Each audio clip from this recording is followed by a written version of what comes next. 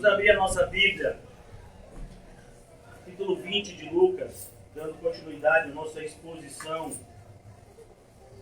do Evangelho de Lucas. Hoje chegamos à parte dessa parábola que está presente nos 3 evangelhos, que é a parábola dos lavradores maus.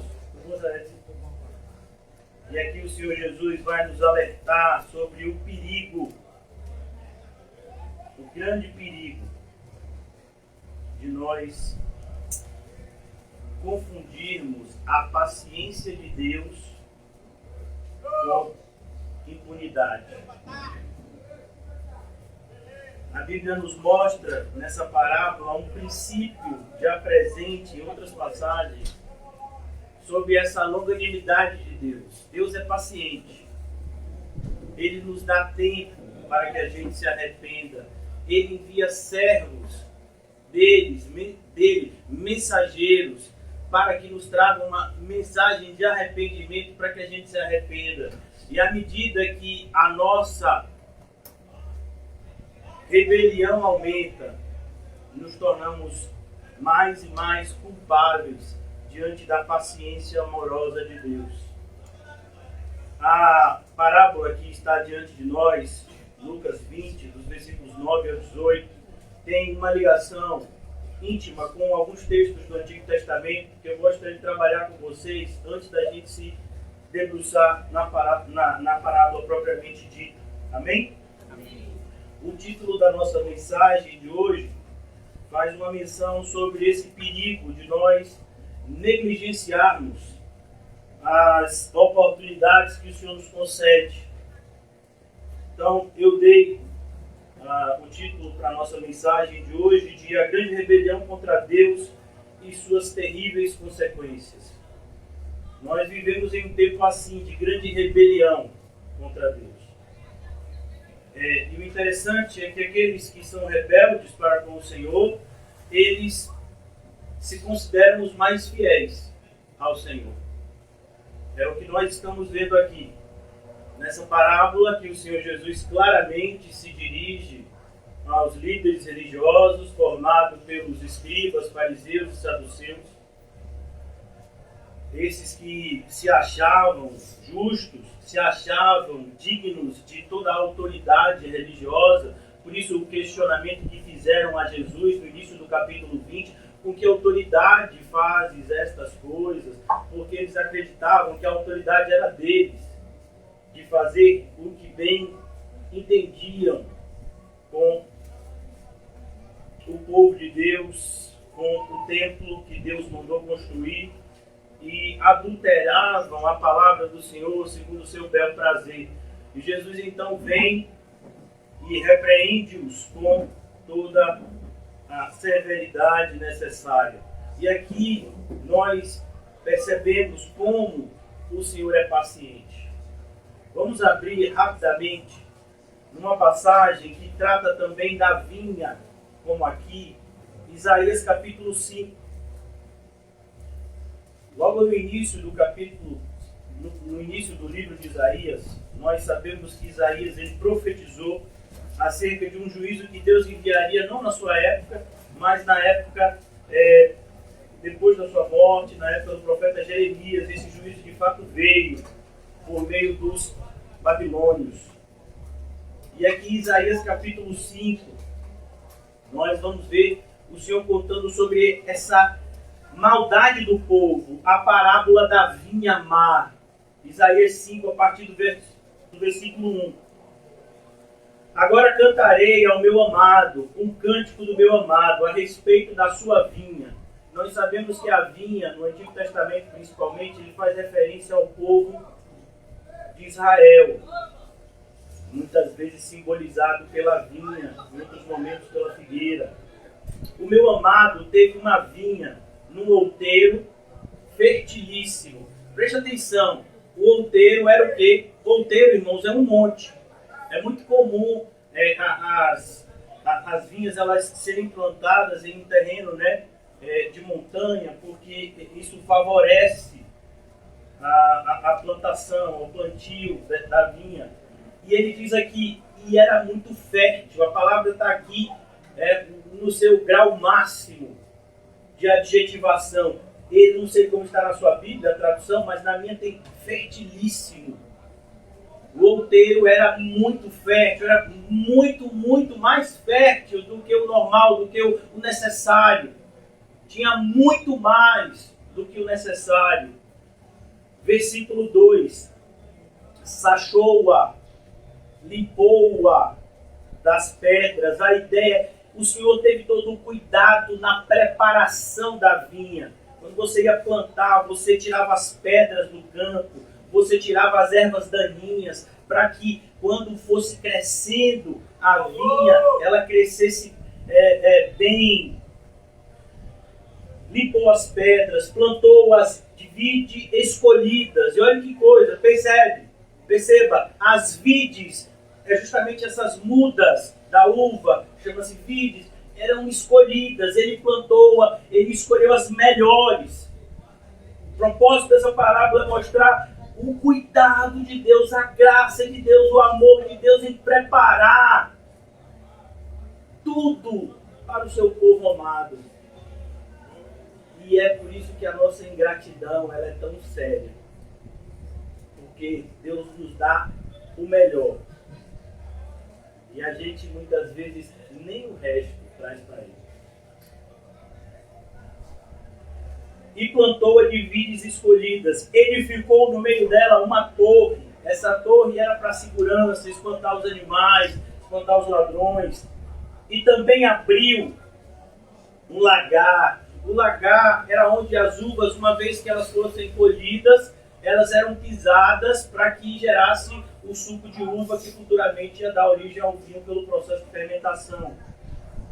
E ele esperava que desse uvas boas. Ele esperava, era o normal, ele teve todo esse cuidado, era para que viesse uvas boas. Mas olha que decepção, mas deu uvas bravas. E uvas bravas aqui, irmãos, uvas imprestáveis. Elas não podiam ser utilizadas para o consumo.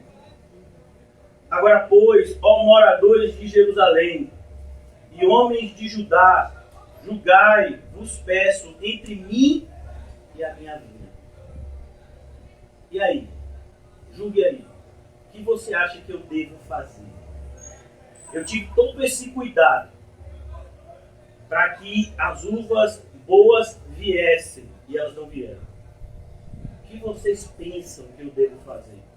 Perceba que a maneira de Isaías nos apresentar esse princípio é muito parecida com a maneira como Jesus está falando lá no capítulo 20 de Lucas, por meio de perguntas. Questiona o povo, vem cá, vocês querem saber com que autoridade, mas e o batismo de João? Era do homem ou era de Deus? Como assim? Me diga aí, era como? Julgue. Versículo 4 de Isaías 5. Que mais se podia fazer ainda a minha vinha? É o que eu pergunto para nós, e me incluo. O que Deus podia fazer mais por nós? O que está faltando para a gente ser crente de verdade hoje? A gente tem a palavra de Deus no nosso idioma. A gente mora num país onde nós não somos perseguidos. Se a gente for para uma esquina, para um ponto de ônibus, a gente pode pregar livremente, distribuir panfletos. A gente pode doar, se você doar para a igreja, se você doar para a expansão do reino de Deus, ninguém vai lhe prender por causa disso. O que falta mais? A gente tem uma igreja bíblica, cultos semanais, 4 vezes por semana. Irmãos e irmãs na fé. O que falta? E do ponto de vista do invisível, nós temos o Espírito Santo de Deus. O que nos falta então?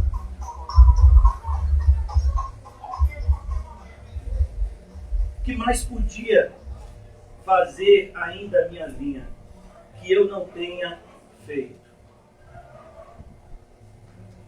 E como esperando eu que desse uvas boas, veio a produzir uvas bravas. Como isso aconteceu?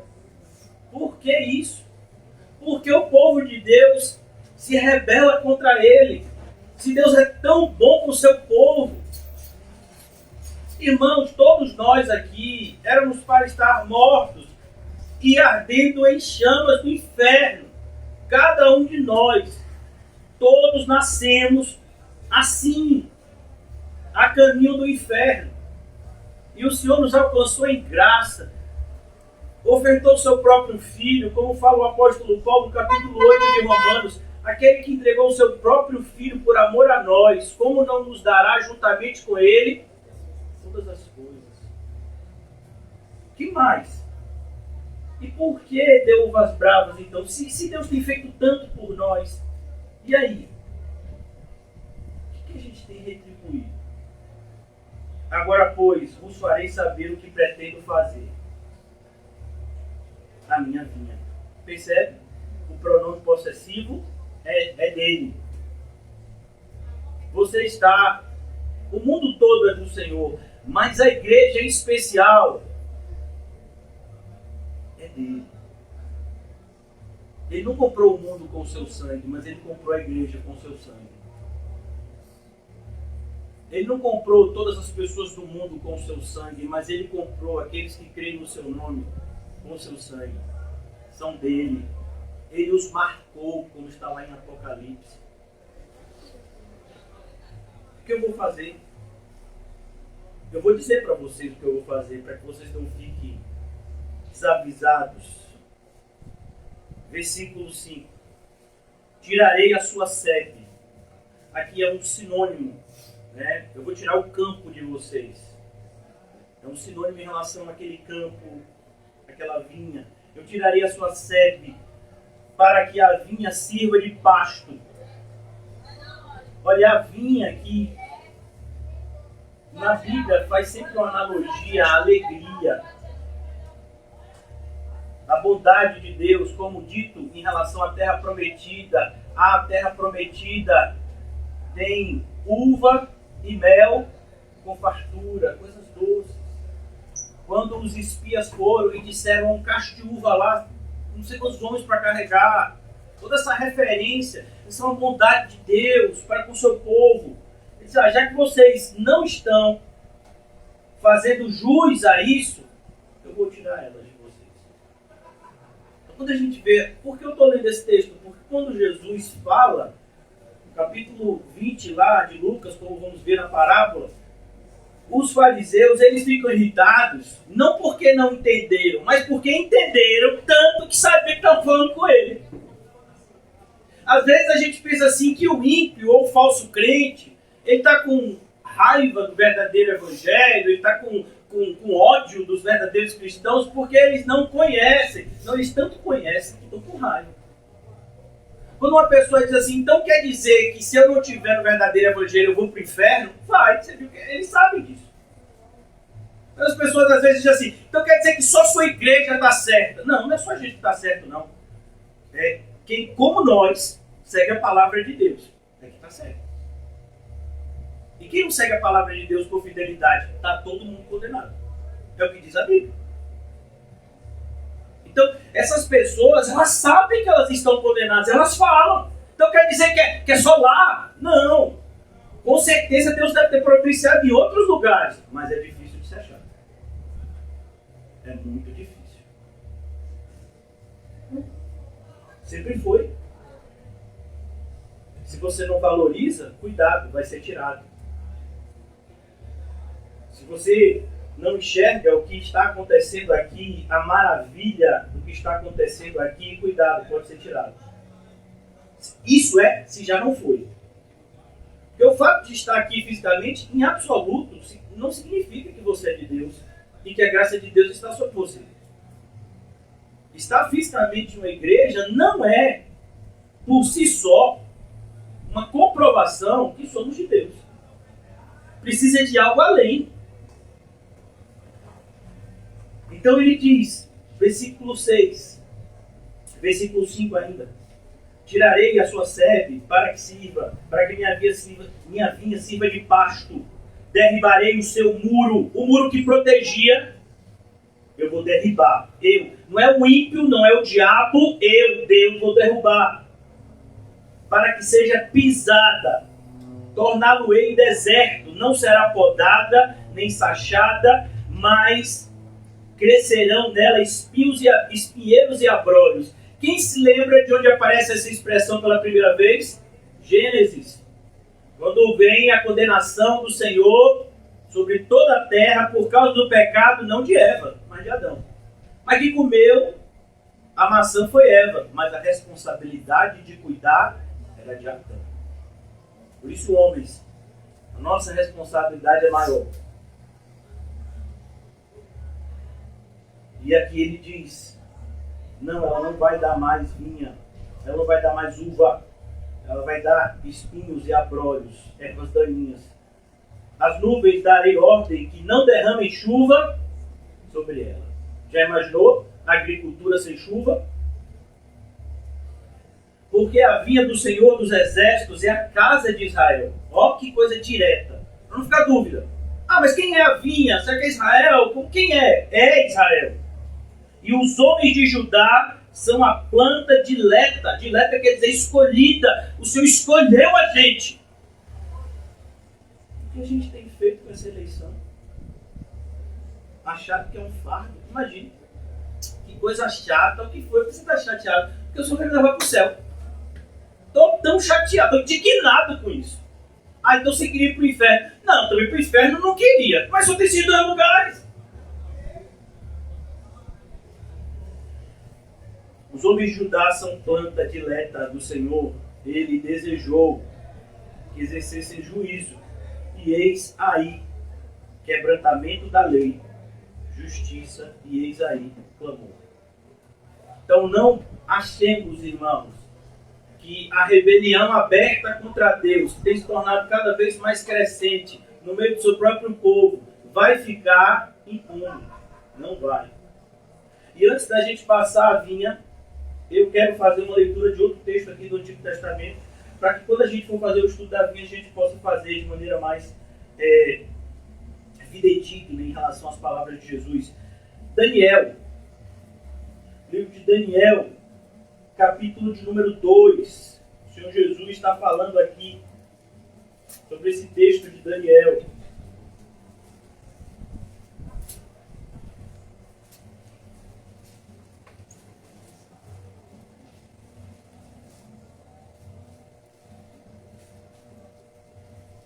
Daniel capítulo 2, versículo 34. Amém? Vocês se lembram aqui o contexto? Nabucodonosor, que era o homem mais poderoso do mundo na época, tinha um sonho. Ninguém conseguia interpretar. E ele ia matar todo mundo. E tinha mais, viu? Ele não queria só que interpretasse o sonho, não. Ele queria que o quê? Que adivinhasse o sonho e interpretasse. Rapaz! O faraó era mais tranquilo, né? O faraó disse, não, eu estou sonhando com um negócio de vaca magra, vaca gorda. E ninguém interpreta. Aí, não, tem um camarada que interpreta o sonho. Estou de José, né? José? Manda buscar lá aí. Mas aqui na Nabucodonosor já não. O camarada veio aqui me dá qualquer interpretação. Não. Se você sabe mesmo, então você tem que me dizer o meu sonho, inclusive. Senão eu mando matar todo mundo. Para que eu quero vocês? Vocês, meus conselheiros, meus sábios, eu estou aqui tripulado. Tripulado não, porque é do cão, então ele estava lá. Eu estou aqui endemoniado. E ninguém, sabe? Estou angustiado aqui, ninguém revela o meu sonho, vou mandar matar todos vocês. Aí aparece Daniel, diz, olha, eu não revelo, mas tem meu Deus, sabe de tudo. Então eu posso pedir a ele pode revelar. E é o que acontece aqui. Esse é o pano de fundo, se você quiser ler o capítulo de 2 de Daniel, ele é bastante extenso. 49 versículos. Eu não vou fazer a leitura dele todo. Mas essa passagem que fala do sonho do rei, versículo 34, e que Jesus vai fazer referência lá no capítulo 20 do Evangelho de Lucas, que é o que nós estamos estudando, parábola dos lavradores maus.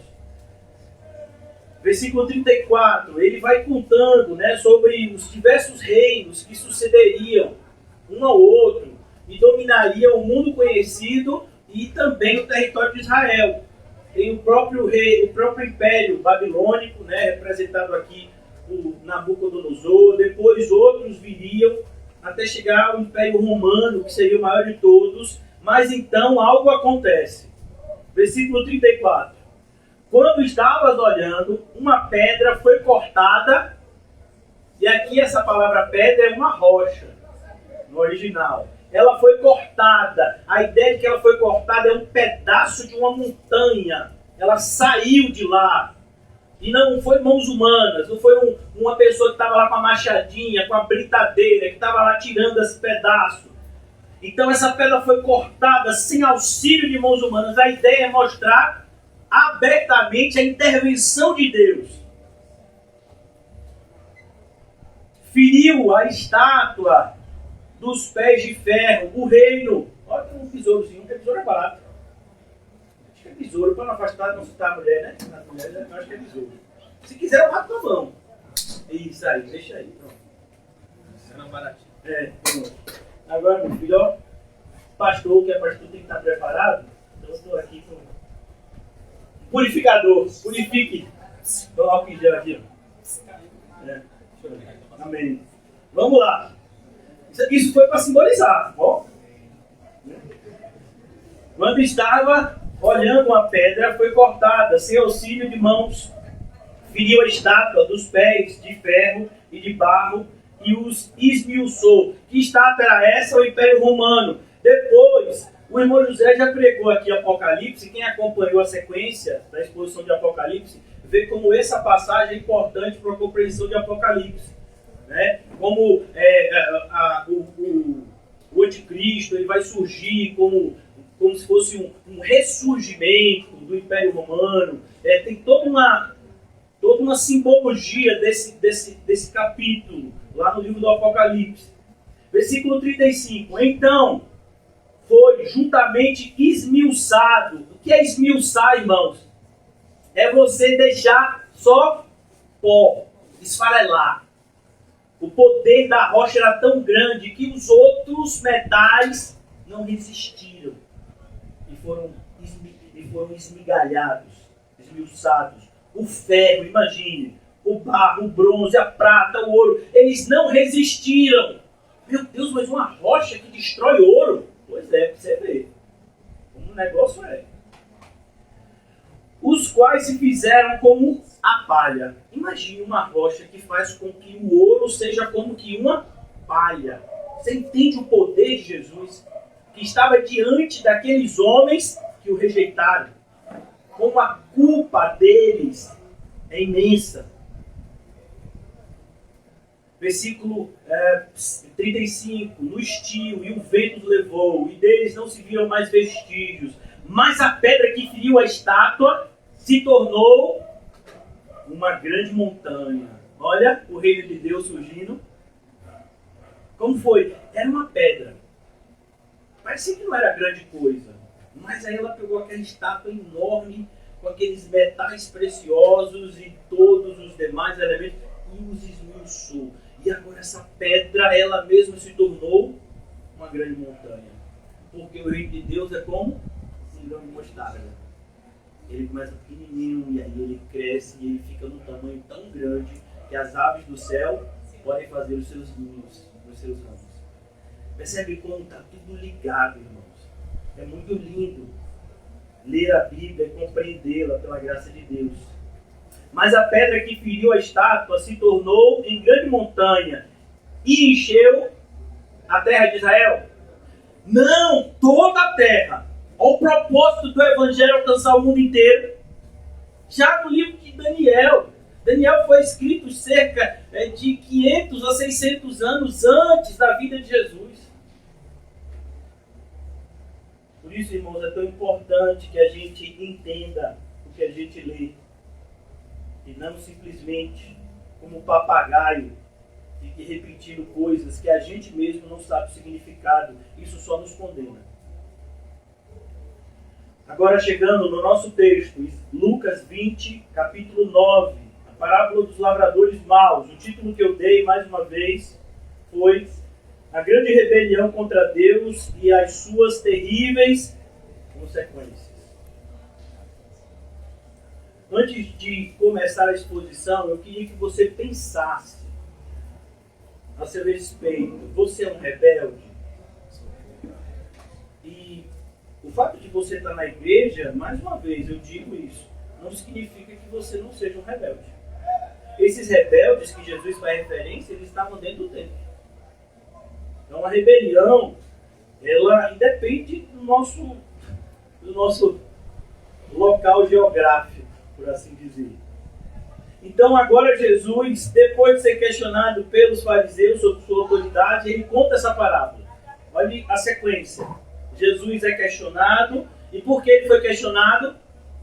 Porque ele expulsou os que estavam fazendo o que queriam na casa de Deus. Por quê? Porque a gente tem um rei. Lá no livro de Juízes, há uma frase que se repete em todo o livro de Juízes. E cada um fazia o que bem entendia ou o que queria. Porque não havia rei em Israel nessa época. Mas hoje tem rei. E a gente já sabe quem é. E a gente já sabe como se deve se portar na casa do Senhor. E a gente já sabe o que o Senhor espera dos seus discípulos. De maneira que nós somos indesculpáveis em qualquer tipo de desobediência. A seguir passou Jesus a proferir ao povo esta parábola. E olhe, ele proferiu a quem? Ao povo. É bonito isso, porque enquanto que os fariseus tinham medo do que o povo ia pensar deles, Jesus tinha amor. E pregava para que eles se arrependessem. Nós já lemos aqui no capítulo anterior, no capítulo 19, versículo 41, quando ia chegando em Jerusalém, vendo a cidade, chorou e dizia: se conheceras por ti mesma, ainda hoje, porque devido à paz, mas isso está agora oculto aos teus olhos. Esse é o coração de Jesus. E antes que você diga, mas isso é Jesus, o apóstolo Paulo escreveu em 1 Coríntios 9, eu faço de tudo para com todos, para, se possível, salvar alguns. Então esse é o coração do crente, o coração amável, que deseja a salvação e não a condenação do seu próximo.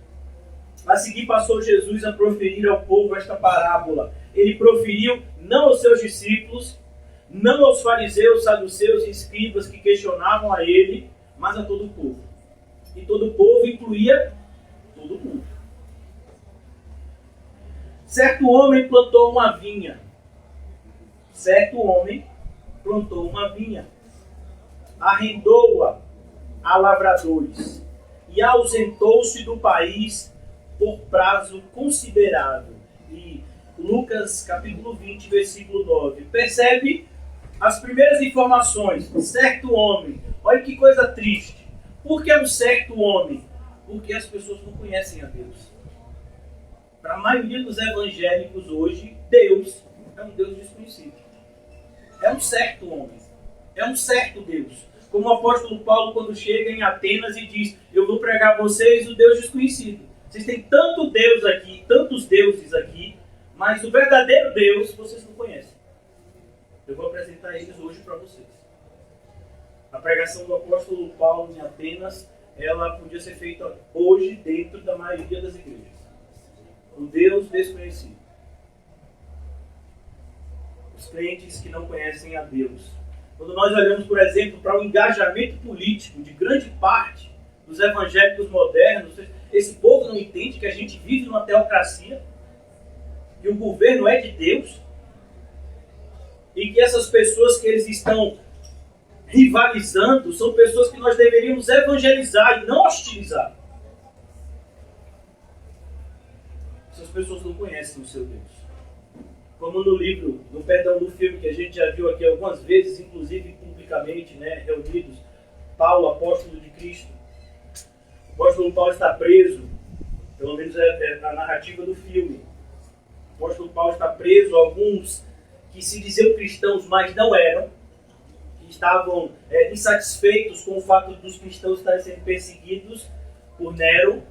Eles se revoltam e vão soltar Paulo com o intuito de criar uma rebelião. Quando eles matam o guarda e chegam lá onde Paulo está preso e diz: Paulo, vamos rápido, antes que os guardas voltem. Pastor Paulo, você veio aqui em nome de quem? Em nome de Jesus. Em nome de Jesus você mata uma pessoa? Você nem conhece Jesus, você não é aqui não. E eles ficam revoltados. Então fique aí. E quem é que sofre? Paulo e Lucas. Os verdadeiros crentes sofrem pelos maus feitos dos falsos crentes. Até hoje é assim. Não mudou. Faz parte. Certo homem, isso revela mais uma vez o fato do povo de Deus não conhecê-lo. Para eles que deveriam olhar para Deus como um pai, uma intimidade, pai e filho, para eles Deus era um certo homem, um homem desconhecido. Por que isso? O Filho de Deus está ali, que pode te revelar todas as coisas que você trata ele mal e quer matar ele. É assim que você diz que conhece a Deus? Querendo matar o filho dele, que também é Deus. Por isso, cuidado, irmãos. O fato da gente, mais uma vez, ostentar um aparente conhecimento bíblico só nos condena, se a gente não estiver agindo corretamente. Versículo 12, versículo 9 ainda. Certo homem plantou, e ele plantou o quê? Uma vinha. Ele poderia ter plantado uma figueira. A gente já viu a parábola da figueira aqui no Delfix, lembra? A gente já viu que lá em Marcos, o que acontece? Antes de Jesus entrar aqui, ele amaldiçoou uma figueira, na volta a figueira está ressequida. Mas aqui ele escolhe a figura da vinha. Por quê? Porque essa figura tinha esse significado lá de Isaías.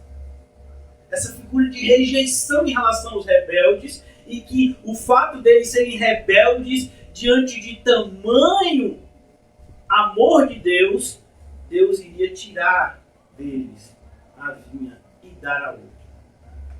E Deus quer mostrar para eles um texto que eles sabiam de cor, mas não praticavam. Por isso estavam debaixo da condenação do texto. É como, por exemplo, nós sabemos de cor, eu creio, todos vocês que estão aqui, até as crianças, sabem? Está escrito lá em Mateus: porque se não perdoarmos os homens as suas ofensas, tampouco o Pai Celestial perdoará as nossas ofensas. A gente sabe disso, não sabe? Então, quando a gente não perdoa alguém, quando a gente guarda rancor de alguém, quando a gente sai por aí destilando ódio contra alguém, o fato da gente conhecer aquele versículo está nos salvando? Não. Está só evidenciando a nossa condenação. Mas a gente sabe o versículo. Sim, mas e aí? Você não está vivendo o versículo. Então aqui, ele plantou uma vinha. E a gente já viu lá. Ele escolheu o lugar, ele escolheu as sementes, as que seriam plantadas, escolheu e tem todo o cuidado. E arrendou, e era um costume muito comum daquela época, quando alguém tinha um campo, um espaço de terra muito grande, ele não queria plantar, ele não queria ter esse trabalho, ele também correu o risco de perder. Porque quando você plantava, principalmente naquela época que não se tinha a tecnologia de hoje, então se você plantava e não tinha chuva, você perdia tudo. Então as pessoas que eram grandes proprietários de terra, eles mesmos não gostavam de plantar. Eles arrendavam as suas terras. Porque aí, se desse uva, eles ganhavam. Se não desse, eles ganhavam também. Né? Então, ele era um contrato muito comum de arrendamento de terra a lavradores. E ausentou-se do país por prazo considerável. E aqui é uma íntima ligação com o texto que está lá em 2 Pedro. Que as pessoas dizem, mas Jesus está demorando tanto de voltar. Eu acho que ele não vem, não. Você lembra do que diz o Salmo? Diz o Nércio no seu coração, não há Deus. A gente faz o que quer e não faz nada. É porque ele não existe. Arrendou a lavradores. E aqui ainda, perceba que nesse início de parábola, ainda não aparece a qualidade dos lavradores, que eram o quê? Maus. Só diz aqui, arrendou a lavradores. A partir de agora. Por que isso é importante? Porque muitas vezes, pelo fato da gente conhecer a doutrina da eleição, da predestinação, da soberania de Deus, mas, irmãos, nenhuma dessas doutrinas está em contradição com a responsabilidade pessoal do homem. Deus nunca é culpado pelo nosso pecado. Somos nós mesmos. Então aqui, a ideia é mostrar, eles vão ser condenados pelas suas próprias ações. Ausentou-se do país por um prazo considerável, ou seja, por um longo tempo. Versículo 10, agora nós entramos na história. O enredo começa a se desenvolver. No devido tempo, no devido tempo, não foi antes. Foi no devido tempo. Como era feito? Você arrendava a terra, tinha a colheita. Depois da colheita, a pessoa fazia a comercialização dos produtos. E então, a parte acertada era repassada para o proprietário. Muito semelhante, com algumas ressalvas, ao contrato de aluguel. Você faz um contrato de aluguel e quando você tem lá um mês, você vai lá e paga o contrato. Então aqui o arrendamento é diferente porque normalmente o contrato de arrendamento ele é baseado no quanto você colhe. Então se você tiver uma colheita muito grande, você paga mais. Se a colheita for menor, você paga menos. Normalmente era assim esses contratos.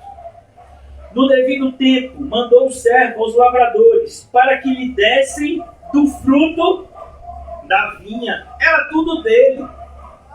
Ele deu a oportunidade a essas pessoas trabalharem.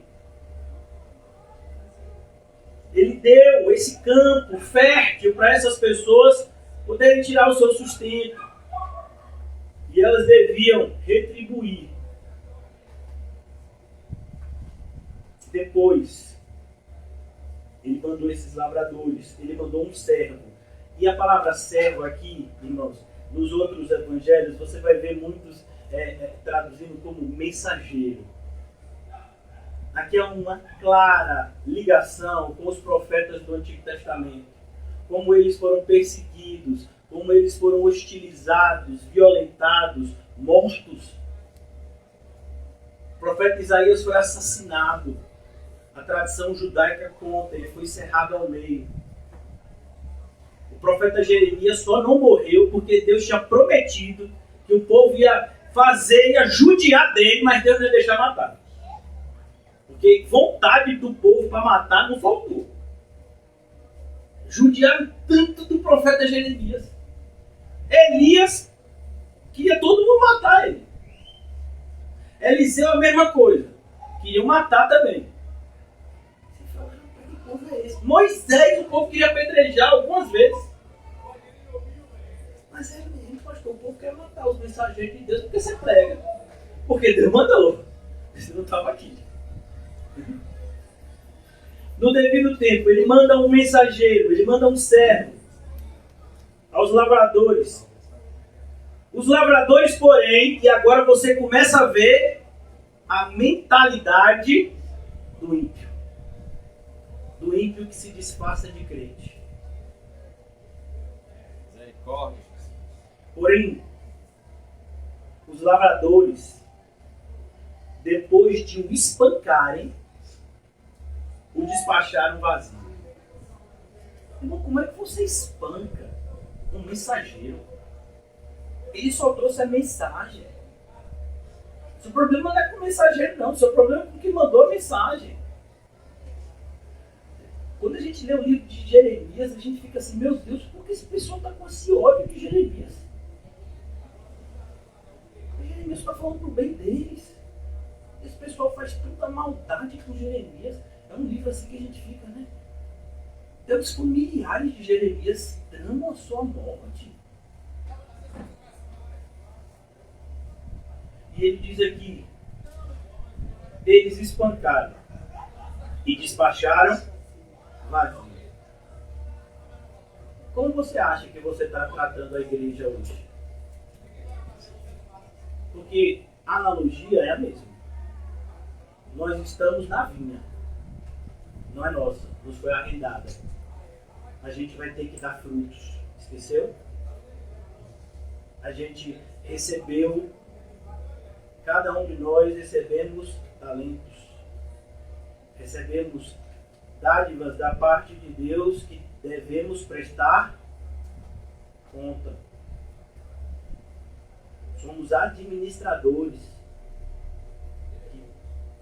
e teremos que dar conta da nossa administração. Mas ele continua, a nossa mente já dizia assim, então o rei devia mandar logo os soldados e tirar logo a vinha desse povo e botar para outro. Mas era a paciência de Deus que, para o ímpio, é como que uma cilada. É quando você está numa pedra escorregadia, você pensa que está seguro, até que você dá um passo, escorrega e cai e se machuca. Ele está aqui pensando, mas se ele não mandou os seus soldados para matarem a gente, para fazerem o que a gente merece, é porque então ele não vai fazer nunca isso. Então a gente pode fazer o que a gente bem quiser. E você vai perceber que, assim como a santidade na vida do regenerado, ela é crescente, a perversidade na vida do ímpio também. Quanto mais ele vai vivendo e aparentemente Deus não o corrige, ele vai se sentindo mais livre, ele vai se sentindo mais motivado para pecar mais. Não vai ter nada, então assim, Deus vai salvar todo mundo. Então, na época de Paulo tinha um grupo dentro da igreja que dizia, mas não é a graça? É a graça. Então, para a graça de Deus ser bem grande na minha vida, eu vou pecar bastante. Porque quanto mais eu pecar, maior é a graça de Deus na minha vida. Paulo disse, você está maluco? Você está fazendo de Jesus ministro do pecado. Isso era já na época dele. Por isso temos que ter cuidado, irmãos. A paciência de Deus se esgota. Às vezes a gente diz assim, a paciência de Deus não tem fim. Não, é as misericórdias que não têm fim. E as misericórdias de Deus, elas são pessoais. Você nunca leu em Romanos? Terei misericórdia de quem eu quiser. Você não vai poder naquele dia, uma vez se enxergando você como condenado, em Lucas capítulo 16, aquele rico que está no inferno, ele diz, Senhor, cadê a tua misericórdia? Porque misericórdia não pode ser exigida. A misericórdia ela é dada assim. Se o autor da misericórdia quiser. Tem gente que está dizendo assim, mas a misericórdia de Deus. Mas você está debaixo do juízo e não percebeu. Se você estivesse debaixo da misericórdia de Deus, poderia se ver na sua vida os frutos dessa misericórdia. Então aqui ele diz, versículo 11, em vista disso, aí você assim, em vista disso, Deus vai, olha, machado da matança, na nossa mente, né?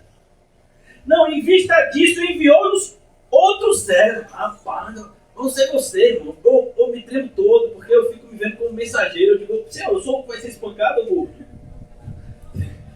Porque aqui o servo, o servo aqui não é que ele está prestando um serviço aleatório, ele está levando uma mensagem. É o mensageiro. A referência, mais uma vez, é aos profetas do Antigo Testamento e aos discípulos do Novo Testamento. O que fizeram com Estevão? Mataram. Estevão pregou para eles aonde? Dentro do templo. E eles levaram Estevão para fora e apedrejaram. Exatamente como está descrito aqui. Em vista disso, enviou-lhes outro servo.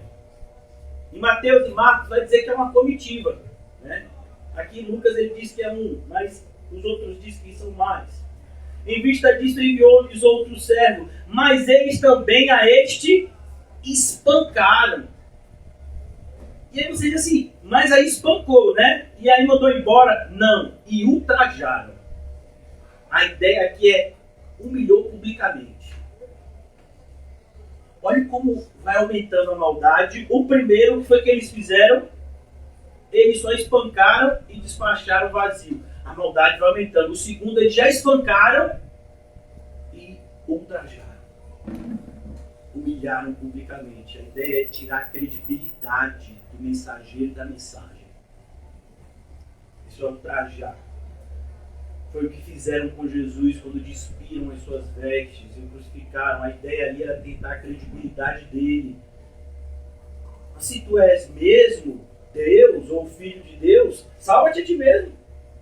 Desce da cruz, então creremos. Não foi o que disseram para eles. Em vista disso, enviou-lhes outro servo, mas eles também a este espancaram. E a ideia aqui é sempre essa. Os opositores estão em um número muito maior do que os obedientes. O servo obediente é um. Os opositores são vários. Bem-vindo à minha vida. Aleluia. Em vista disso, enviou-lhe outro servo. Ele também a este espancaram, ultrajaram e despacharam vazio. Pastor tem que sofrer. Pastor tem que viver uma vida miserável. Pastor tem que, sabe? Tem que maltratar mesmo. Quem vai ser pastor?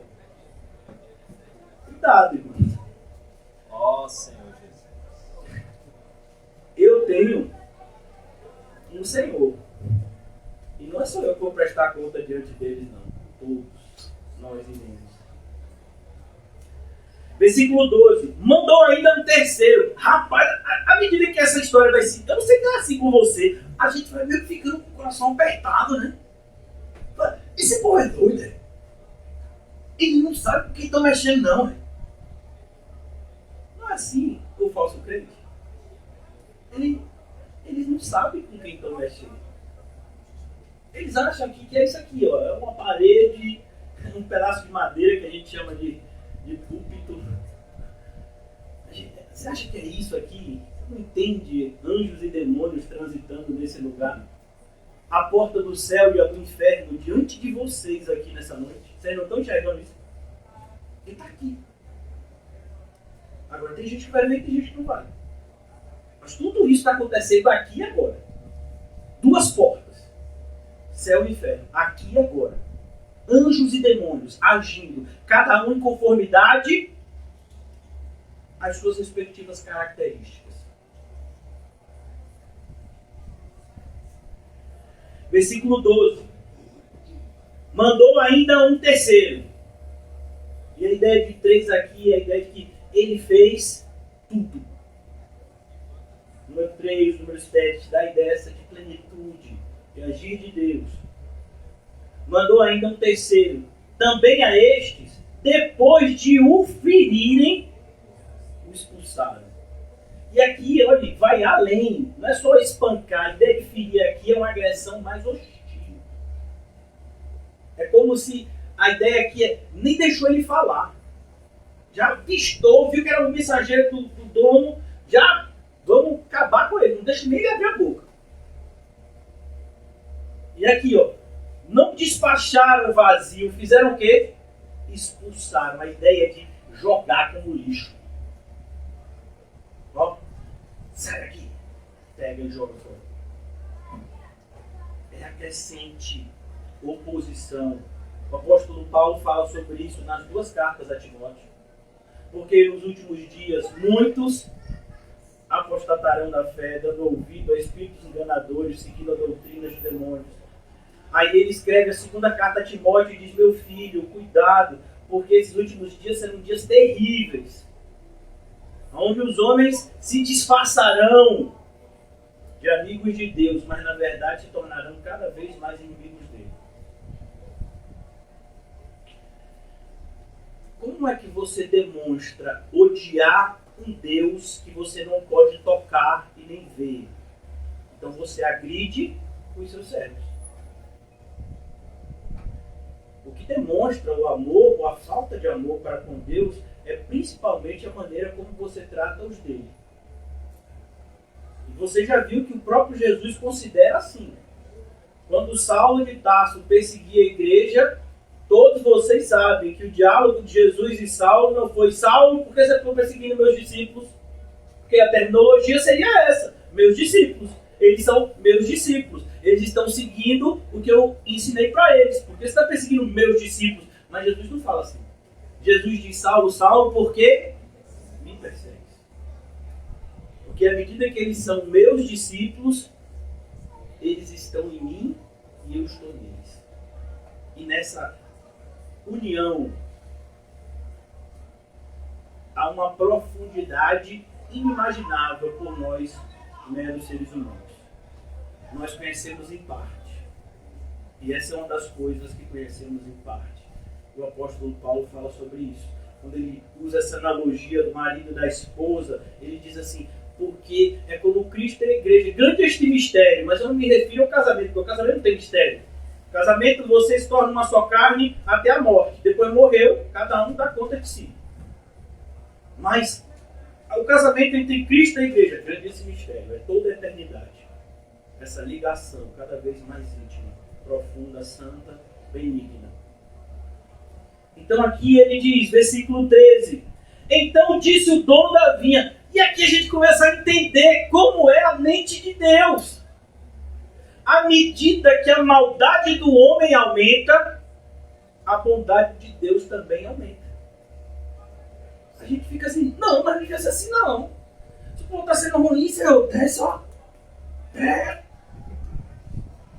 Não.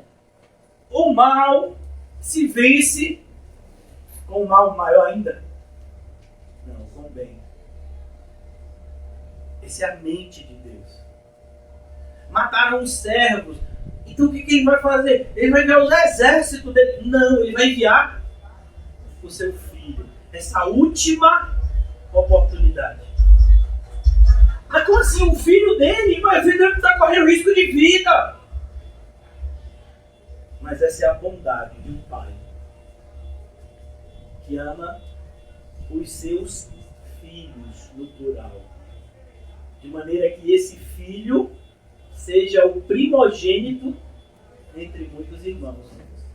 Então disse o dono da vinha: o que farei? É tão bonito, né? Que ele faz essa pergunta, mas é uma pergunta retórica. E às vezes a gente faz uma pergunta assim: não, Senhor, eu tenho uma opinião a dar. No seu lugar, Deus, eu vou fazer mais ou menos.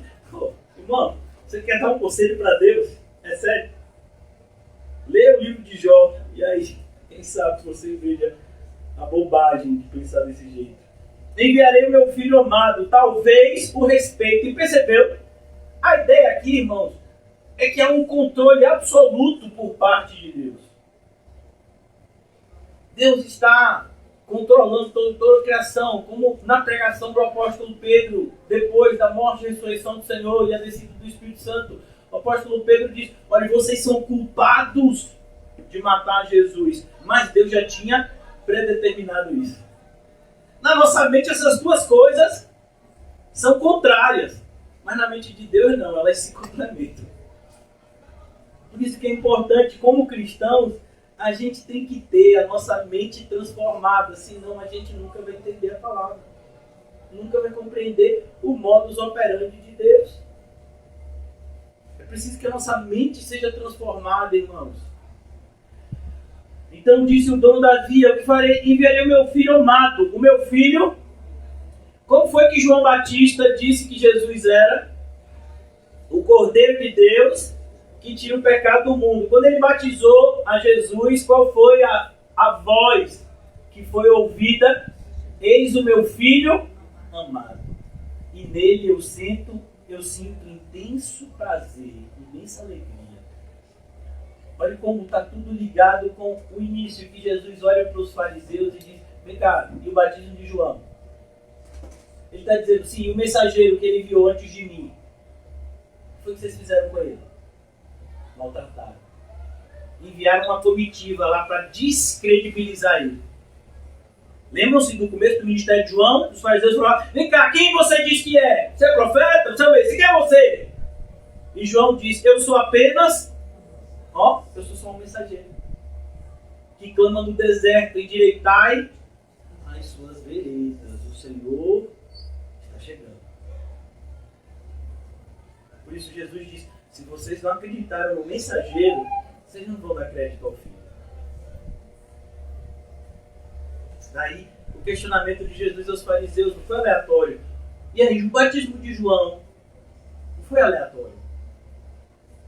estava tudo interligado com o que Jesus queria ensinar. Enviarei o meu filho amado, talvez o respeitem. Mais uma vez, a bondade de Deus só torna os rebeldes ainda mais indesculpáveis. Deus é tão bom. Olha, irmão, se a gente repetir essa frase aí na rua, gente bebendo, gente falando coisas abomináveis e outras pessoas fazendo outras coisas, Deus é bom. A pessoa diz, dificilmente você vai encontrar alguma pessoa que vai dizer, Deus não é bom não. É o ímpio, repete, Deus é bom, é verdade, é bom. Mas assim, se Deus é bom, por que você não retribui essa bondade com Ele? Conhecendo-o e obedecendo-o. Então aqui ele diz, eu vou enviar meu filho. Talvez o respeitem. Deus já sabia o que ia acontecer. Vendo, porém, os lavradores, olha, igualzinho o cenário, eles ficam envergonhados, porque o que Jesus está falando aqui, está falando na presença deles, inclusive, né, desses opositores. E aí eles se lembram que eles arrazoaram. Olha que coisa, vamos voltar um pouquinho. Versículo 5 do capítulo 20, logo depois de Jesus perguntar se o batismo de João era do céu dos homens, então eles arrazoavam entre si. Percebeu? Eles arrazoavam. É assim que o ímpio faz. É assim que o falso crente faz. É a razão que manda. Não, aqui não. Aqui é o Espírito. Algumas vezes o Espírito vai mandar a gente fazer coisas que a razão vai enlouquecer. Faça isso não, mas é doido! Não foi o Senhor que mandou, foi Deus que mandou. Sim, mas se você fizer isso, você vai morrer. Onde é que está isso? O apóstolo Paulo está indo pregar, ele está pregando, perdão, e ele tem um direcionamento de voltar para Jerusalém, ele levar uma oferta lá para Jerusalém, ele ia fazer um voto em Jerusalém, e aí ele está indo para lá, antes de chegar em Jerusalém, ele para em uma cidade onde tinha os cristãos lá, e no meio daquela alegria, surge um profeta de Deus, que profetiza e diz, olha Paulo, você vai ser preso em Jerusalém, e vão fazer perversidade com você. Aí a igreja fala o quê? Não, Paulo, não vai para lá não, pega um barco bem longe, vai para Tarsis. Não vai lá para Nínive. Vai para Tarsis. Jonas. Paulo diz, olha, eu já aprendi com Jonas ou nada. Deus me mandou ir lá para Jerusalém, é para lá que eu vou, pode fazer o que quiser comigo. Não tenho a minha vida como preciosa, a não ser para agradar o meu Senhor. Aí o apóstolo Paulo chegou lá em Jerusalém e fizeram exatamente o que havia sido dito. Mas a vontade de Deus se cumpriu. O evangelho chegou até Roma. Com o apóstolo Paulo escoltado. E o povo queria matar ele. Tanto os gentios quanto os judeus queriam matar ele. Aí Deus providenciou uma escolta romana para levar ele. Mas ele estava sendo levado como prisioneiro, só para ficar claro, viu? Você não vai dizer, o Paulo foi com a escolta romana, importante. Não, ele era prisioneiro. Deus está no controle. Vendo, porém, os lavradores, eles arrazoavam entre si, eles conversavam entre eles, como um falso crente faz dentro da igreja. Cara, como é que a gente vai tirar esse pastor? Como é que a gente vai fechar a igreja? Sai dele agora. A gente vai fazer as coisas. Não é bonitinho não, que assim. Na minha época, uma vez eu conversava com minhas filhas, na minha época tinha um desenho animado, Pink e Cérebro. Eram 2 ratinhos. E eles se juntavam toda noite para tentar dominar o mundo. Tem muitos crentes que estão se juntando para isso. Como eu vou conseguir atingir os meus objetivos? Seus? Não, você já morreu. Morri nada! Minha carta tá aqui, filho minha! Por isso que quando você pega, fica indignado, que você fica querendo matar na casa do minha casa. Não mate minha casa não, eu te falo não. É para satisfazer os meus desejos carnais. Misericórdia, Senhor. Como assim? Não, pastor, eu vou ficar rico, fazer uma obra bem bonita na igreja. Na outra. Aqui não. Olha aí para aquele contrato. Olha aí. Puxa, é doido? Eu vou lá para você se arrepender sem essa alma. Vai achar. Vendo, porém, os lavradores, eles arrazoavam entre si. Irmão, é preciso que a nossa mente seja mudada. Não apenas mudarmos externamente, exteriormente, na prática de meros rituais. Mas é preciso que a gente mude na essência. Por isso, no capítulo 12 de Romanos, o apóstolo Paulo diz: para que você experimente a vontade boa, perfeita e agradável de Deus, é necessário a renovação do entendimento. Você tem que mudar a maneira de você entender as coisas. Aquilo que antes você achava que era ruim, agora é bênção. E aquilo que antes você achava que era bênção, agora é o quê? Maldição. Ai de vós, os ricos, porque já receberam a vossa consolação. Bem-aventurados vós os pobres, vocês serão consolados. Então aqui é importante, nossa mente tem que mudar. No mundo, a gente muitas vezes é ensinado: não, mas você não pode deixar. Eu ouço de pessoas que se dizem crentes, assim: não, eu não posso deixar assim, sem fazer nada, porque senão a pessoa monta em mim. Eu digo: eu nunca vi ninguém com a cela nas costas montando em você. Não, pastor, não é isso não. Esse pastor também leva tudo ao pé da letra. Não, pastor, não é montar, no sentido de botar uma cela e montar. Mas a pessoa me tirar assim como bobão e aí fazer um monte de coisa ruim pra mim. Mas é assim que o ímpio vai fazer. Você acha que o ímpio vai te tratar bem? O ímpio só vai te tratar bem se você mudar pro lado dele. E se ele está te tratando bem hoje, é para você ficar com medo. Porque você está do lado dele. Ou você é amigo do mundo, ou você é amigo de Deus. E cuidado, mais uma vez, com essa ideia de amigo de Deus é aquele que pratica rituais religiosos e que tem uma religiosidade exterior. Não, os fariseus eram mais religiosos que todo mundo. E eram os principais opositores de Cristo. Uma aparente transformação exterior sem a mudança interior condizente é diabólico. É a figueira que tem folhas e não tem fios. O que é que Jesus faz? Amaldiçoa. Para que nunca mais ela engane ninguém. Por isso é perigoso externalizarmos uma coisa, uma espiritualidade que a gente não possui. Nos 11 anos de igreja, irmão, o que teve de gente que se dizia espiritual, teve um que se dizia tão espiritual que subiu no monte para orar e brigou com um lobisomem. Perguntou se eu acreditava. Eu disse: claro que não, meu filho. Não, fui no monte, estava lá orando. Você está dando risada? Mas ele falou sério. Estava lá orando, e aí eu ouvi um barulho, como que alguém assim comendo galinhas. Quando eu vi, era um lobisomem que ia me atacar, e eu expulsei ele. Aí eu disse assim: você tem vergonha na cara não de contar essa história? Você não acredita não? Olha, não brinca com as coisas de Deus. Eu digo: você que está brincando. Lobisomem.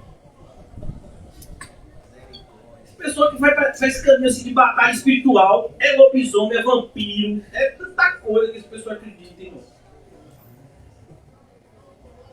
E se bobear, um monte de gente dá vazão a isso. Como tem uns livros aí que são muito vendidos, A Divina Revelação do Inferno. Aí como foi?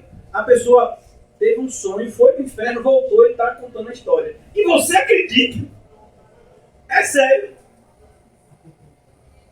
Eu mesmo fui enganado. Uma artista coreana que supostamente foi no inferno e que pintou um monte de pintura do inferno. Eu digo: gente, sabe? Depois eu descobri que aquilo dali não era dela não. Ela estava copiando um filósofo medieval ligado ao catolicismo. Aquele Dante, que tem o inferno de Dante. Que ele fala dos 7 círculos do inferno. Tem todo mundo. E aí ela conta isso, mas ela estava copiando. Mas quando eu vi, eu pensei: sério. Foi a Bíblia que me salvou, o Espírito Santo. Porque essas coisas assim, elas são o quê? Atrativas. Rapaz, deve ser assim mesmo. Então quer dizer que para as coisas darem certo na minha vida, é só eu aprender a fazer Hadouken. Hadouken, para quem não sabe, meu filho, é quando o crente é muito espiritual, qualquer coisa. Seu chefe não lhe deu aumento, você derruba ele com Hadouken. E toma o lugar dele, porque você é crente. Espiritual, aleluia. E Deus lhe chamou como cabeça, não como cauda. O chefe que não tiver origem, Deus vai tirar, vai botar você no lugar dele. Aleluia, receba. Nas igrejas é assim mesmo, você está dando risada, é assim que fala. Mas a Bíblia diz que é o contrário, você é crente. Prepara o lombo para ser honrado? Não, meu filho. É chicotada, é açoite, é pedrada, é variado, vareia. A perseguição vareia, né? Ah, tô chateado, só me deram açoite até agora. Peraí, daqui a pouco uma pedrada. Tranquilo. Porque é tudo no devido tempo. Fique feliz quando passar por todo tipo de honraria. Parece que os crentes estão lendo assim, né? Mas está escrito o quê, Tiago? Fique feliz quando passar. Diz... Pessoal. Todo tipo de tribulação. Não sei por que o pastor está falando isso. Meu irmão, fique feliz. Tribulação. A vida do crente está amadurecendo ele, está preparando ele para o céu. Ah, pastor, mas arde. É verdade. Mas é bênção. É para expulsar a carnalidade que ainda está em você e em mim. É verdade. Ela só sai. Olha, quer uma analogia? Eu sei que a gente não vai gostar, mas tem muito a ver com a Bíblia. Quem aqui come carne, não tem condição de comprar uma carne daquela maciazinha, né? Aí você compra uma carnezinha dura. Quem já viu aquele machadinho de amaciar a carne? Já viu? É benção, né? A carne tá lá, meu filho. Olha, quase que você viu. Tem gente que bate tão forte que o boi chega e faz. Pá! Pá! Ali tá fazendo o quê? Tá matando a carne? Não, já tá morta, tá maciando. Amém? Não, pastor, perversidade. Mas já tá morto o boi. Então tá maciando. Você está morto? Miserável. Morra! Em nome de Jesus. Para que Cristo viva em você. Quando uma pessoa perguntar o que eu preciso fazer para ser um cristão verdadeiro, morrer e renascer como uma nova criatura. É verdade. Porque tão poucos crentes, que ninguém quer morrer para renascer uma nova criatura. A pessoa quer ser as duas coisas. Ela quer ter tudo do mundo, ela quer satisfazer todos os seus desejos carnais e ainda quer se sentir ultra mega power super espiritual. Vendo, porém, os lavradores arrazoavam entre si, dizendo: este é o herdeiro, matemo-lo. Não era o que eles já tinham dito de Jesus? A gente já viu a cronologia. Quando a gente traça um paralelo entre os evangelhos sinóticos e o evangelho de João, a gente está aqui no momento. Esse momento que Jesus entra em Jerusalém na última semana é depois de ele ter ressuscitado Lázaro, morto há 4 dias, se lembram? E aí é nesse momento que os fariseus não aguentam e dizem: aí, gente, não pode. Não pode deixar, mas nem Jesus vivo, nem Lázaro. Senão o povo, o mundo inteiro vai acreditar nele. Ele está ressuscitando morto de 4 dias. A gente tem que matar esse homem. Então eles querem matar o herdeiro para que a herança venha a ser nossa. E de fato, irmãos, havia uma lei em Israel, quando um terreno, né, o proprietário morria e não deixava herdeiros, a pessoa podia pegar para si. Eles que moravam mais perto podiam se apropriar, porque deixava ele de ter dono. Só tinha um herdeiro, morreu, não tem mais dono. Você podia pegar. Havia algo acerca disso. Mas aqui não é o caso. Porque o filho vive para sempre. Este é o herdeiro, matemo-lo para que a herança venha a ser nossa. Qual é a raiz de todos os males? O amor ao dinheiro. É o qual? O amor ao dinheiro. Percebeu? Eles estão preocupados com o que aqui? Dinheiro. A herança. o campo, a gente não quer pagar. A gente quer que tudo seja nosso. Nada dele. Não quero dar nada para Deus, não quero dar satisfação a Deus. Eu quero ser o dono do meu mundo. E é muito comum a gente ouvir nos nossos dias expressões como essa. O mundo é seu. Seja a transformação que você quer. Meu irmão, cuidado com esse tipo de filosofia que mistura versículos bíblicos com filosofia profana. Tem muita gente fazendo uso disso dentro da igreja. Então aqui ele diz: vamos matar para que a herança venha a ser nossa. E lançando-o fora da vinha, Jesus foi crucificado dentro ou fora de Jerusalém? Fora. Por quê? Porque ele era maldito. Então o amaldiçoado, ele tinha que ser sacrificado fora da cidade. Ele era maldito. Maldito todo aquele que esteja pendurado em madeiro. Jesus cumpre os dois rituais do Antigo Testamento em relação à purificação. Ele é o cordeiro que é imolado e ao mesmo tempo ele é o bode expiatório. E aqui a gente tem que tomar muito cuidado, porque os adventistas do sétimo dia, eles criaram, né, uma heresia que o bode expiatório é Satanás. Como se Satanás participasse na nossa obra de redenção. Olha que loucura. Não, porque Jesus não pode ser as duas coisas. Jesus não é só as duas coisas. Jesus é tudo em todos. Nesse caso específico, ele é o sacerdote que oferece o sacrifício e ele é o próprio sacrifício. E pode. Com ele pode. Porque ele é 100% homem e 100% Deus. Aí com ele pode. Na antiga aliança, ou você era rei, ou você era sacerdote. Você não podia ser as duas coisas. Mas Jesus é as duas coisas. Ele é o rei dos reis e ele é sacerdote segundo a ordem de Arão? Não, de Melquisedeque. Não é assim que fala o autor de Hebreus?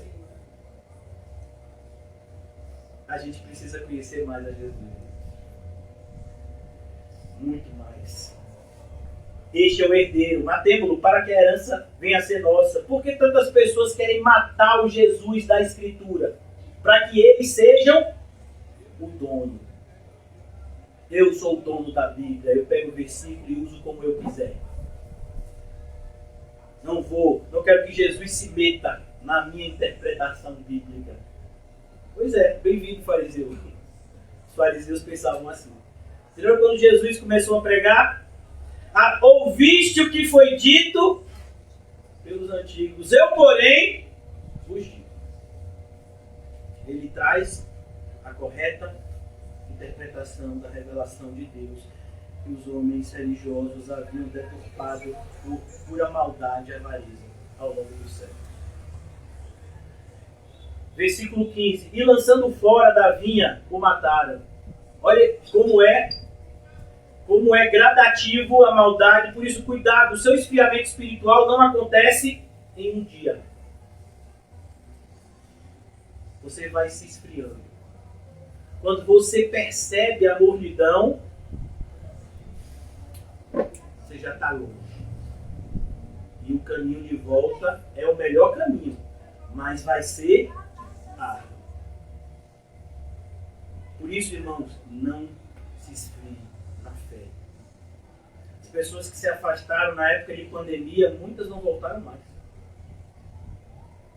As que voltam só para visitar. Eles se diziam antes membros, agora são visitantes. E alguns nem visitantes.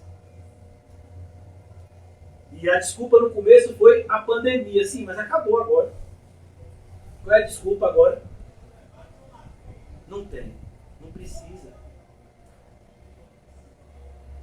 Agora já se tem a ideia de que já fiquei tanto tempo longe da igreja e estou com Cristo, então eu posso continuar longe da igreja e continuar com Cristo.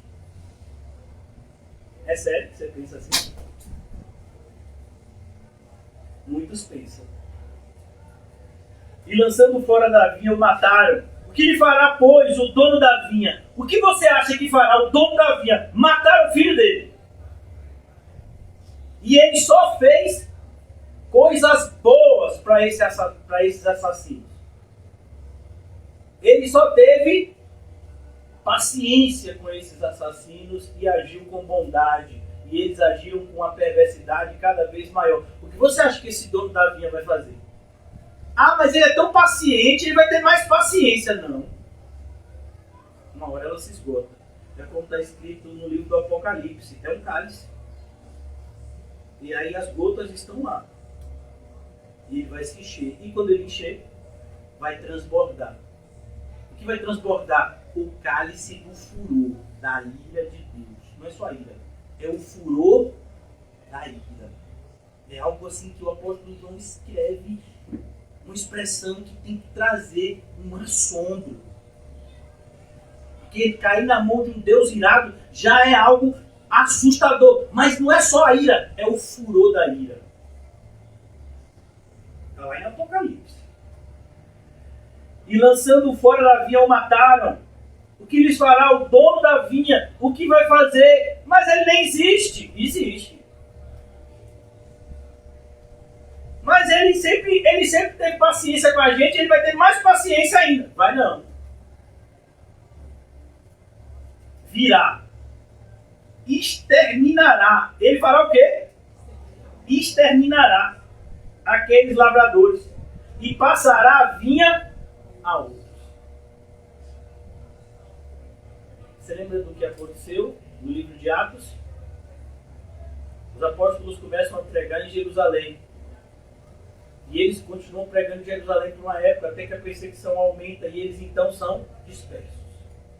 E eles vão alcançando então todo mundo. À medida que eles vão perseguindo, eles vão continuando e eles vão pregando.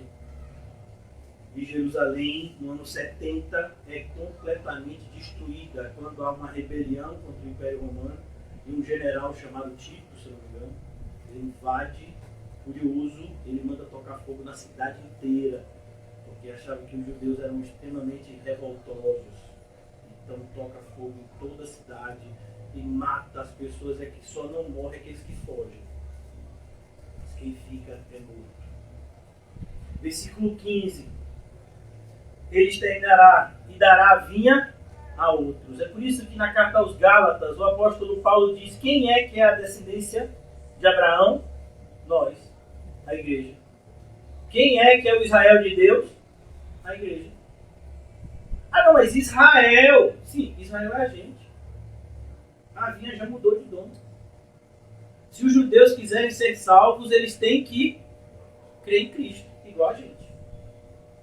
Paulo era judeu, teve que crer em Cristo. Pedro era o quê? Judeu. Como foi que ele foi salvo? Ele creu em Cristo. Nicodemos, ele não era só judeu, ele era fariseu, dos principais.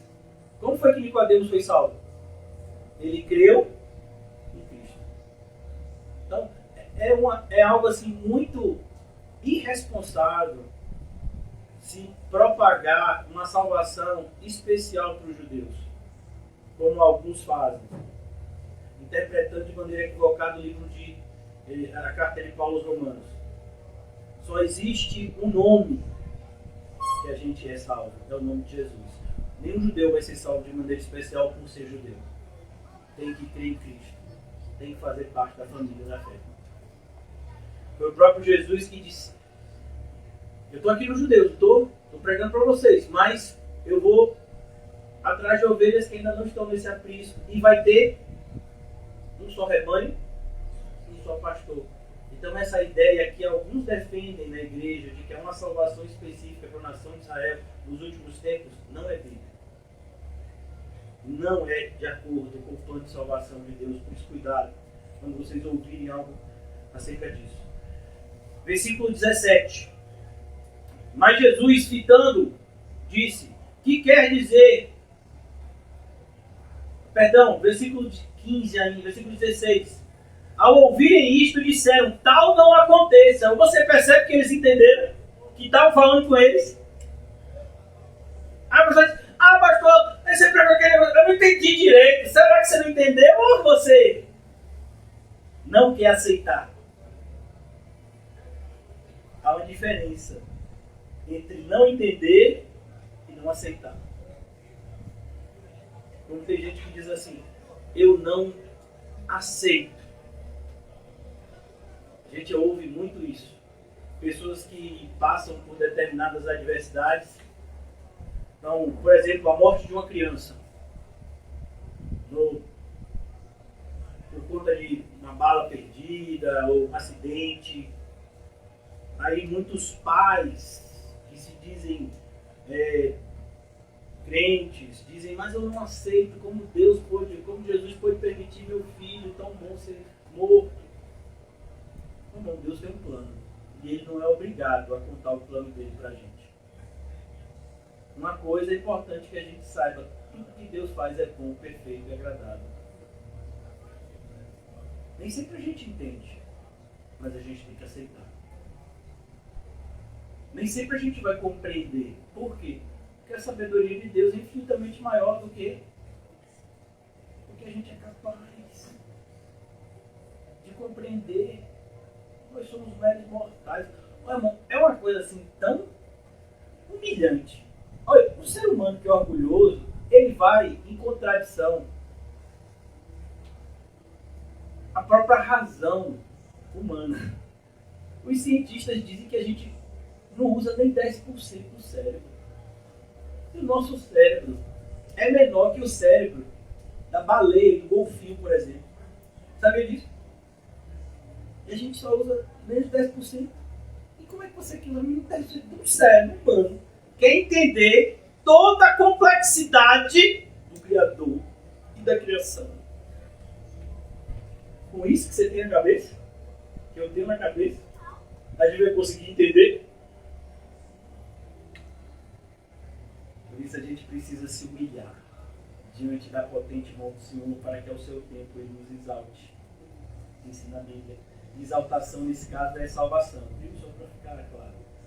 Ao ouvirem isto disseram, tal não aconteça. Então quando a gente está na igreja e a gente fala, Deus vai salvar, aleluia, Deus vai mandar para o inferno. Não, então não aconteça. Mas como assim tal não aconteça? Vai acontecer. A maioria de quem ouve o evangelho vai rejeitar e vai ser condenado. Então não aconteça. Como assim tal não aconteça, irmão? Você está escrito. Como é que tal não aconteça? Você tem que vigiar por você, para que diante de tantos avisos você não seja um dos condenados. Naquele grande dia, mas Senhor, Senhor, você tem essa intimidade comigo porque eu não obedecia. Você não já sabia o que tinha que fazer, porque eu não fazia. Mas era muito difícil.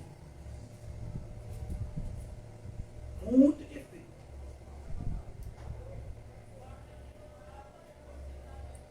Você acha que a vida de crente é difícil? A sua vida é difícil? Você já viu o treinamento de um Navy SEAL?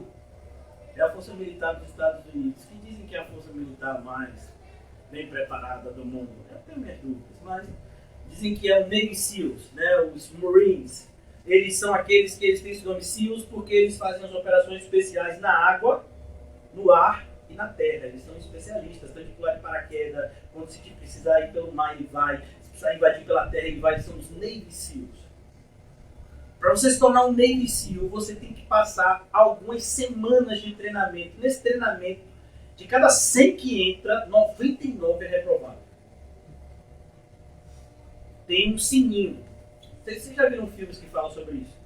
Eles são treinados em uma base americana, não esqueci o nome, e eles aí vem pessoas de várias forças militares fazer esse treinamento, aí cada um tem um capacete com nome, com número, e aí no começo começa uma turma assim com 100. Se terminar 5 é muito. À medida que eles vão vendo a dificuldade, eles tocam o sininho e vão embora. Será que você não já tocou o sininho? Porque a gente não está nem perto de passar as dificuldades que o Navy SEAL passa e a gente já está se queixando. Eles passam por privação de sono. Eles passam por episódios de tortura, tudo isso para preparar eles para a suposta guerra que eles vão enfrentar. A gente que vai enfrentar uma batalha espiritual muito, muito, muito maior. Se tocar... Ai! Já cansei de porcelana. É de açúcar. Os crentes de hoje não podem nada. Os crentes de hoje ficam indignados com a pregação. Imagina quando tiver que cumprir ela lá fora. Se ouvir uma pregação sentado com o ventilador. E você? Se sentado, a dificuldade é permanecer acordado no culto. Assistir o culto até o final. Porque o pastor sempre prega muito. E pastor miserável, prega muito. Queria falar mesmo. A dificuldade é essa. Pegar um transporte depois do culto. E aí? E quando você tiver que expulsar um demônio? E quando você tiver que lutar contra uma influência diabólica na sua vida disfarçada de anjo de luz? E quando você tiver que rejeitar o manjar do diabo? Como você vai estar preparado? Se nem ouvir a palavra de Deus, você quer. Por isso que a gente tem essa igreja hoje. Onde os ceifeiros são poucos. Quase fechando mesmo. E eu fico muito triste e preocupado com alguns que já colocaram a mão no arado e olharam para trás. Eu sou você dar arrependimento, que haja arrependimento e salvação.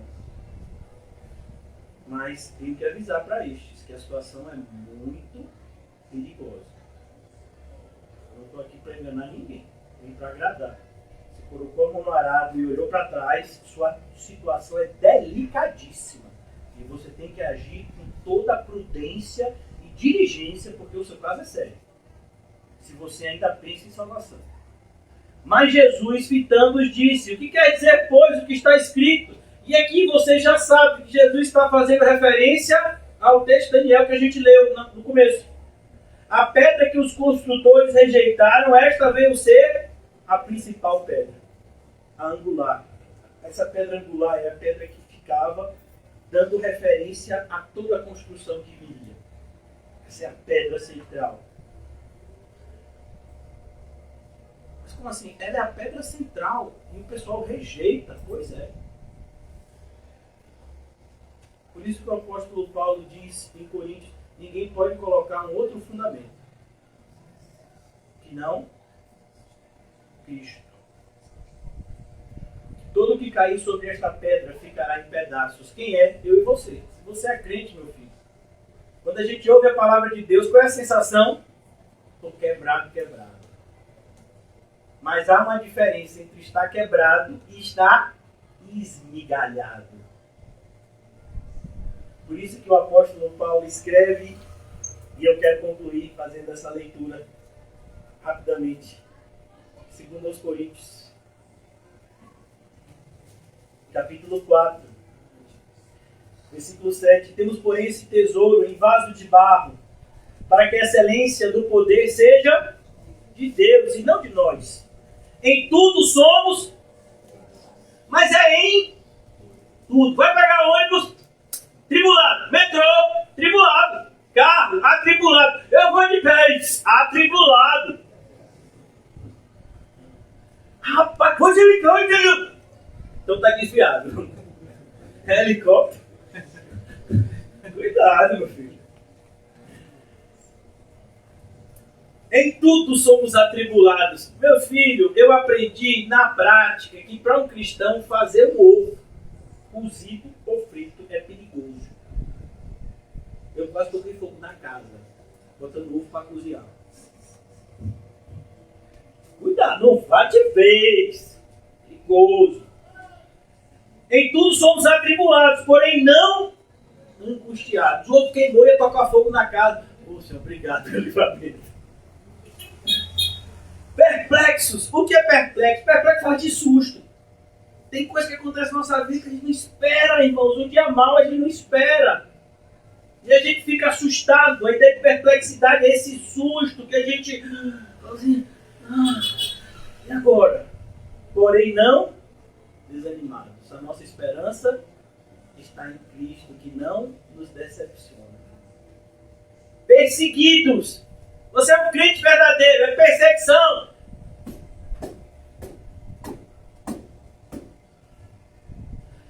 Acabou. Quando é que vai acabar? Quando você chegar no céu. Se acabar antes, é porque você mudou de lado. Perseguidos, porém não desamparados. Se lembra o apóstolo Pedro, na época do perverso Herodes, o terceiro Herodes, né? Tem o Herodes da época de Jesus, tem o Herodes da época que Jesus nasceu, depois tem o Herodes na crucificação de Jesus, depois tem um terceiro Herodes na época dos apóstolos, que, para ficar famoso, sabendo que agradava a igreja, agradava os judeus, perseguia a igreja, ele mandou matar Tiago ao fio da espada e prendeu Pedro para matar também. Mas ele queria matar no outro dia Pedro. E aí colocou Pedro preso com vários soldados guardando Pedro. E Deus enviou um anjo. E naquele momento Deus mostrou para a gente algo que surgiria anos depois. Um portão automático. As portas do cárcere abriram automaticamente. Toda vez que você entrar num lugar que tem aquela porta automática abrindo, lembre-se de Pedro sendo solto. E os anjos, e os crentes, meu filho. Quando Pedro bateu na porta dos crentes, é o anjo de Pedro. Que anjo de Pedro? Mas é Pedro, abre lá. O povo ficou tão assustado, né? Que acharam que Pedro ia morrer. Você não estava orando para Pedro ser solto, ele foi solto, agora vocês estão com medo dele. É coisa de crente. Né? Perseguidos, porém não desamparados. Você lembra o pessoal que fez voto? 40 fizeram votos de não comer até não matarem o apóstolo Paulo. Paulo tinha um sobrinho, assim na pegada de Rick, passando para trazer cafezinho na igreja, e ouviu. E aí ele, motivo, o povo ali, 40, amutinado ali, disse, não vão comer enquanto matar você. Pode ser, então você conta pro chefe da prisão, eu sou um prisioneiro. Aí ele contou pro chefe da prisão, aí ele manda buscar lá, né, guardas, enviar Paulo em segurança. Por quê? Porque a gente nunca está desamparado. Tem uma frase, né, de um cristão do passado. Um crente com Cristo sempre é maioria. Se só tiver você e Jesus contra o mundo inteiro, você ainda é maioria. Uma ideia que nos conforta. Abatidos. E o que eu queria chegar? É o que a gente está vendo lá no capítulo 20, na parábola. Você lembra que Jesus fala, aquela pedra vai chegar e as pessoas vão ser reduzidas a pedaços. A gente é abatido. A expressão abatido, você já deve ter visto naqueles filmes de guerra, né? O alvo foi abatido. Significa que o tiro, o projétil alcançou o alvo. Mas se o alvo for um crente, abatidos, porém jamais destruídos. Não é maravilhoso? É isso que Jesus está dizendo aqui, concluindo.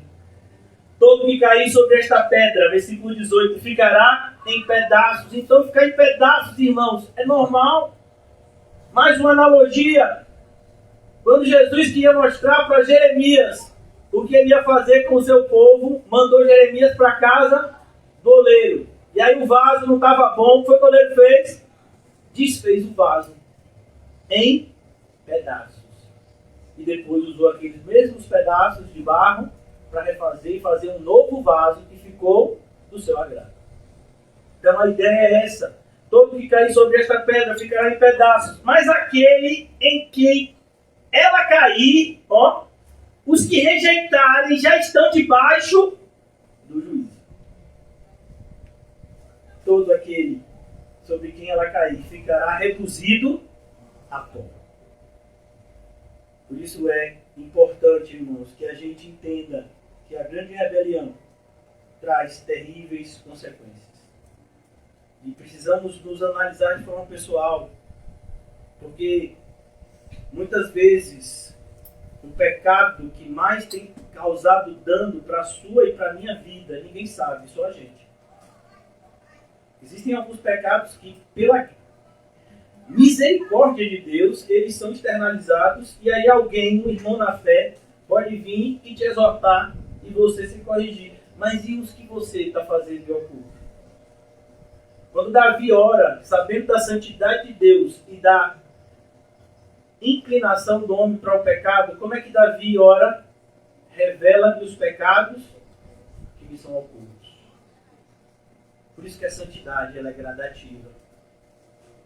Às vezes a gente tem esse processo de conversão que é lindo, esse processo de regeneração, e a gente está andando na caminhada da fé e a gente ainda está com alguns trejeitos da velha criatura, e à medida que a gente caminha no caminho de Jesus, a nossa vida é mudada e a gente vai se tornando menos parecido com quem éramos e mais parecidos com Cristo, que é como nós devemos ser.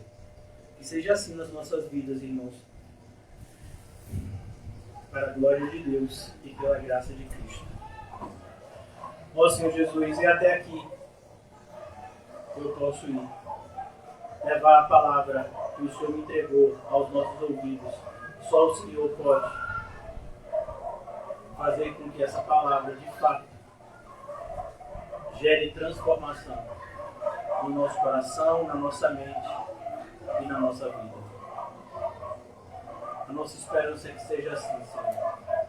Que não sejamos mais contados como rebeldes, mas que como filhos eleitos do Pai amado, nós possamos viver uma vida condizente com o Evangelho da Graça que nos alcançou.